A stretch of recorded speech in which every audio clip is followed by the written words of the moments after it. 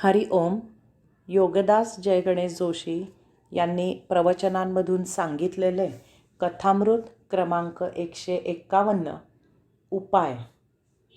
बुद्धिबळे खेळताना नेहमीच लक्षात ठेवावे लागते की बहुतांशी प्रत्येक डावाला प्रतिडाव हा असतोच असतो. तसेच जीवनात निर्माण होणाऱ्या समस्यांना, अपायांना उपाय हा असतोच असतो. कितीतरी वेळा उपाय अगदी क्षुल्लक, साधा आणि सोपा असतो, परंतु आपण प्रसंगाला घाबरून जातो आणि शांतपणे, संयमाने विचार करत नाही. तोच उपाय दुसऱ्या कोणी सुचवल्यावर आपण मनात म्हणतो की इतकी साधी गोष्ट आपल्याला कशी सुचली नाही. लहान मूल तोंडात अंगरखा घालून चोखू लागले तर त्यासाठी डॉक्टरकडे जायचे नसते. त्याच्या अंगरख्याला तुपाचे बोट लावून ठेवावे.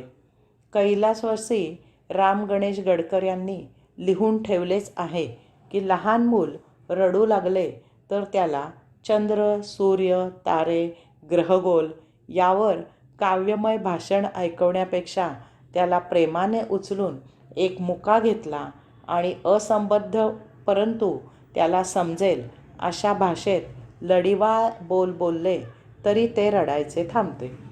अफलातून नगरीच्या आमच्या बाळूची अशीच मोठी पंचाईत झाली. सौ बाळी मुलांना घेऊन माहेरी गेली होती. घरी बाळू एकटाच होता, त्यामुळे मोठ्या खुशीत होता. परंतु या खुशीला डाग लागला.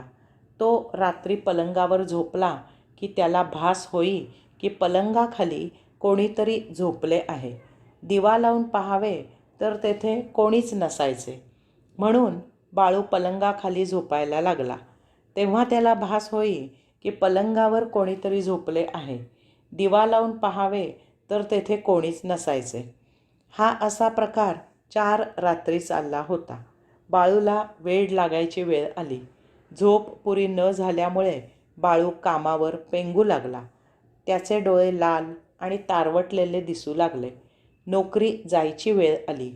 तेव्हा तो मानसोपचार तज्ज्ञांकडे गेला.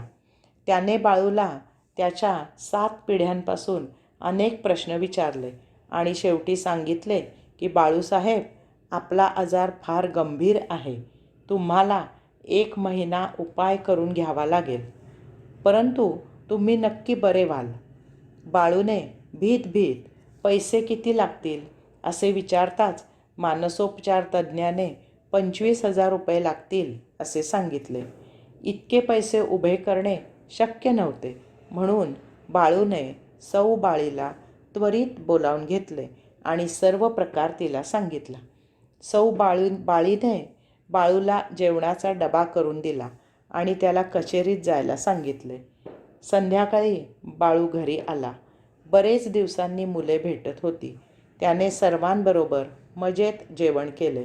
रात्री झोपायला खोलीत गेला तर तेथे पलंग नव्हता. सौ बाळीने मुलांच्या मदतीने तो घडी करून माळ्यावर टाकला होता. आता पलंगावर किंवा खाली कोणी असण्याचा प्रश्नच नव्हता. कथामृत 152 देवघर. प्रत्येक घरामध्ये देवघर असते. नसल्यास असावे, त्यामागे काही कारण आहे. पूर्वी देवांची एक स्वतंत्र खोलीच असायची. आता नवीन जमान्यामध्ये राहण्यासाठी जागा अपुरी असल्यामुळे या देवघराचा आकार कमी झाला आहे.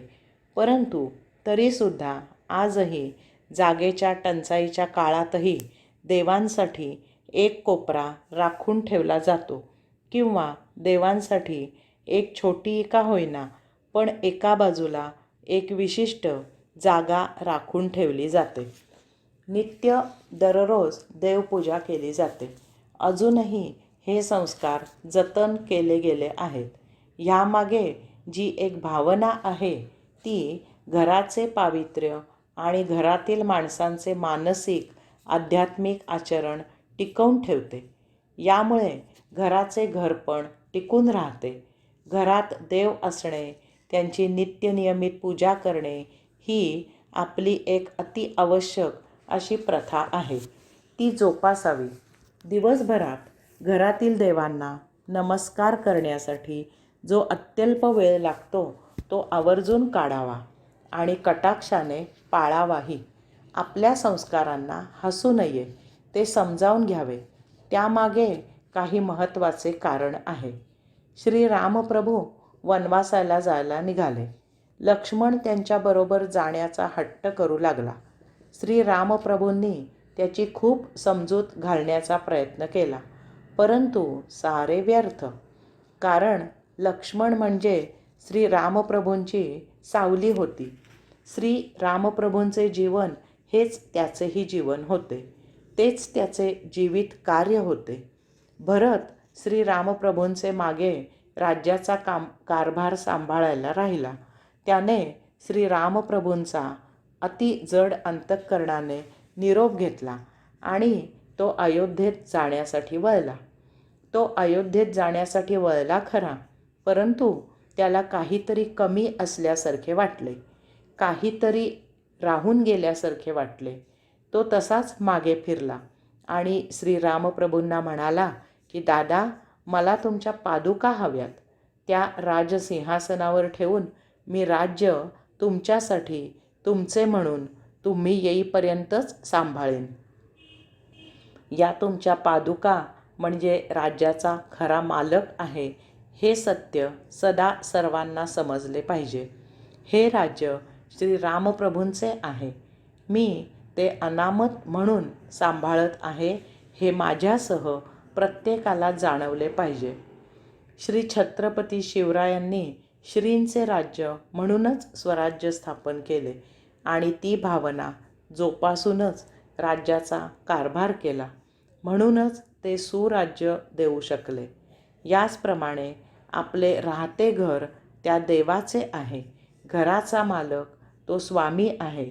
त्याची घरात स्थापना असावी. आपण त्याच्या घरात राहतो ही भावना जोपासली तर तेथील वास्तव्य धर्माला अनुसरूनच होईल. आपल्याला अहंकार होणार नाही. घरात सदा सर्वदा सौख्य शांती नांदेल.